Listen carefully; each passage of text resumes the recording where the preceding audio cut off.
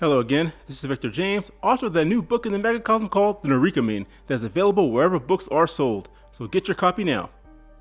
But I wanted to talk about a truly guilty pleasure movie, meaning I have no reason to actually like this movie, and that is my love for House of the Dead. Now I actually went to go see this movie in the theaters with a group of friends, and I have to tell you, they absolutely hated this movie, and for good reason. House of the Dead is directed by the irascible Boll, and I'm about to give you a quick history.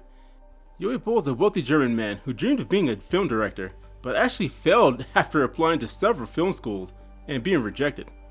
But that didn't stop Boll, as he used his wealth to acquire several video game licenses to make movies of varying quality. And when they weren't well received, well, he would challenge his critics with fistfights. House of the Dead was one of Boll's earlier attempts before they all started going straight to video, and for some reason, I really enjoyed this movie. Based on the video game House of the Dead, it took that vague script and hammered out a plot.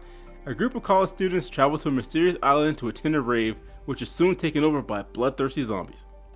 Now you would think this would make for an entertaining story, but Boll displayed his amateur skill set because this movie has a ton of flaws. Now to give credit where credit is due, the cinematography is actually pretty okay for the budget. The acting was subpar, with a plot that was full of holes and contradictory decisions that were made to pad the runtime. Not to mention that Boll made the director decision to laughably cut in portions of the video game throughout the movie that was supposed to, I guess, tie into the franchise, but I remember my theater just laughing at the silliness. But House of the Dead is what a guilty pleasure movie is all about. You watch to laugh at it with all your friends. So we get a voiceover as the film follows a group of friends, Simon, Alicia, Karma, Cynthia, and Greg, who miss the boat to a Sega-sponsored rave that resembles one of those elementary age backyard parties where no one actually shows up because they actually don't like the kid. So the group of friends pay a captain named Kirk for a ride to the island. And instantly Clint Howard, as his first mate Shalish, starts to doing this over-the-top acting, warning them about the island of death that gives you a hint of what you are in for with this acting. M1s. You must know where that is, right, Skipper? You crazy? They crazy. No, I don't think so. Excuse me? I said forget it. Yeah, forget it. Forget it. That means stop talking, start walking. Why? Why? Why? Why? They always ask why. You know what they call this island? Isla del Muerte. Muerte. That's Spanish for death. The film only gets worse and more hilarious from there. Kirk is a smuggler and he's being chased by a cop named Casper, but he gets them to the island anyway, where the group makes dumb choice after dumb choice. The rave has already been attacked, but the five seem to think that everything is just fine and actually split up to find where the rest of the partygoers are. And of course, the couple that stays behind decides that a trash rave is a perfect place to do it, and we get our first loss from the group when the Cynthia is quickly killed in gruesome fashion. But the rest of the group, Alicia, Simon, and Karma, explore a creepy house that's in the middle of nowhere and run into the rave survivors, where they meet the main character Rudy, who just happens to be the ex of Alicia.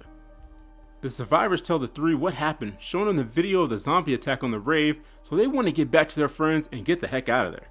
But by this time, Cynthia is already a zombie and she attacks them, but Casper comes out of nowhere to save them. And this is what I mean and why so many people hate this movie.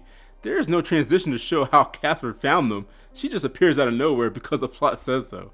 Casper leads them back to Kurt's boat, but it's already under attack as well, and we get even more dumb decisions that just make you laugh, like Simon jumping in the water for some reason that makes no sense.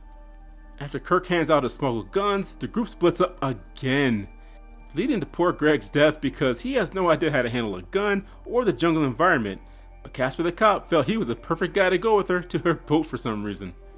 And to make matters worse, Casper actually returns to the group, tells them their friend is dead, and they decide to hold up in that creepy house, and all hilarity ensues as we get one of the funniest gunfights in film history.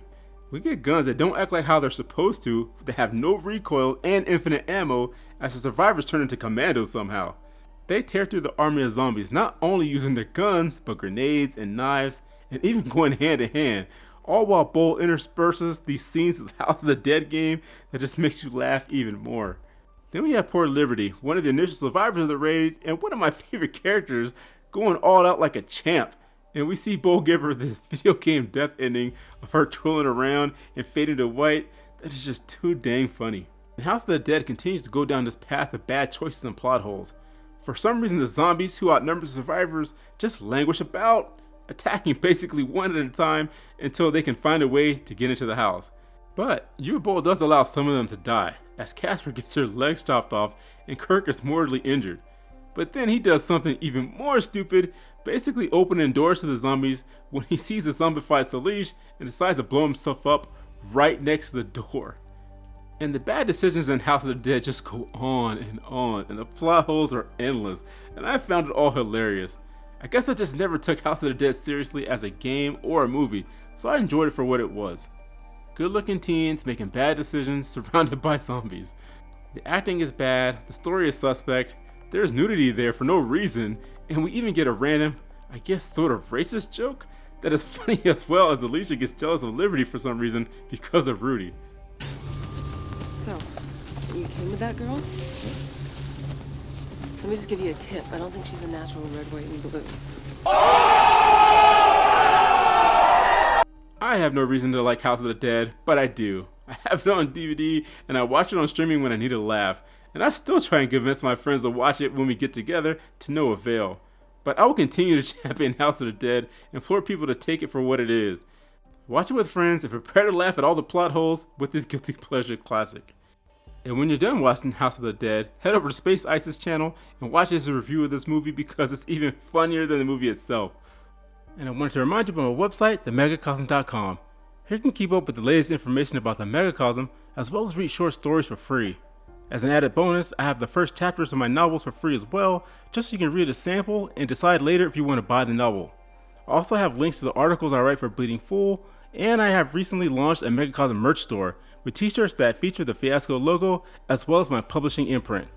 And I also have baby onesies because, well, they just look cool cosplaying as Fiasco. But God bless you and keep you. That's it, I'm done.